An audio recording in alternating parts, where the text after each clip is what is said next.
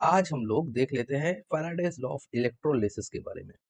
तो इस लॉ में दो लॉ होते हैं। तो फर्स्ट लॉ क्या कहता है कि the amount of substance discharged का मतलब आइदर डिपॉजिटेड और dissolved at an electrode is proportional to the quantity of electricity passing through the electrolyte. यानी जो वेट इलेक्ट्रोड पे डिपॉजिटेड होता है या फिर इलेक्ट्रोड से डिसॉल्व होता है इनटू द सॉल्यूट या फिर इलेक्ट्रोलाइट, वो डायरेक्टली प्रोपोर्शनल होता है चार्ज की, कि कितना चार्ज इलेक्ट्रोलाइट से पास हो रहा है। तो यहाँ से हम लोग लिख सकते हैं W is directly proportional to Q। W is directly proportional to Q की वैल्यू हम लोग करंट इनटू टाइम, और इस प्रोपोर्शनलिटी को हटाने के लिए हम लोग यहाँ पे Z को लगाएंगे विच इज अ कांस्टेंट, और इस कांस्टेंट को कहते हैं इलेक्ट्रोकेमिकल इक्विवेलेंट।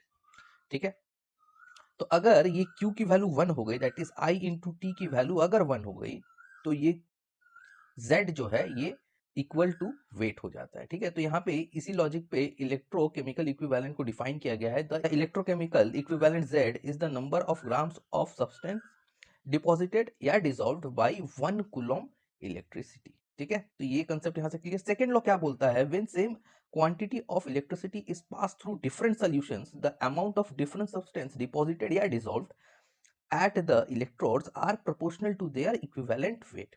ठीक है, तो इक्विवेलेंट वेट क्या होता है, तो equivalent weight is the number of grams of a substance deposited या डिसॉल्व्ड बाय 96500 कूलम इलेक्ट्रिसिटी, या फिर इसको 1 फैराडे या फिर 1 मोल ऑफ इलेक्ट्रॉन भी कहते हैं। ठीक है, तो 1 मोल इलेक्ट्रॉन को जब पास करवाते हैं तो जो वेट डिपॉजिटेड होता है इन ग्राम्स, उसी को हम लोग कहते हैं इक्विवेलेंट वेट।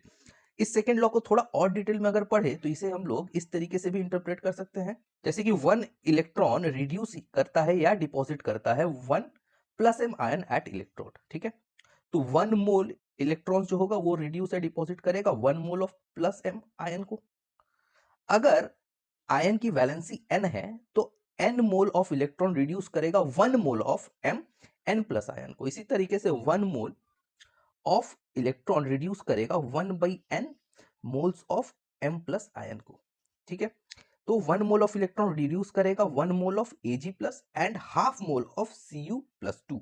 ठीक है, क्योंकि Cu की वैलेंसी 2 है तो हाफ मोल, एक मोल कितना रिड्यूस करेगा, हाफ मोल ऑफ Cu, और एक मोल ऑफ Ag प्लस को। ठीक है, नंबर ऑफ इक्विवेलेंट्स किसे कहते हैं, weight deposited at the electrode divided by equivalent weight. ठीक है, तो ये हमारे पास आ जाता है नंबर ऑफ इक्विवेलेंट्स, और इसी को हम लोग W को फिर सब्स्टिट्यूट कर सकते हैं Z इंटू Q से।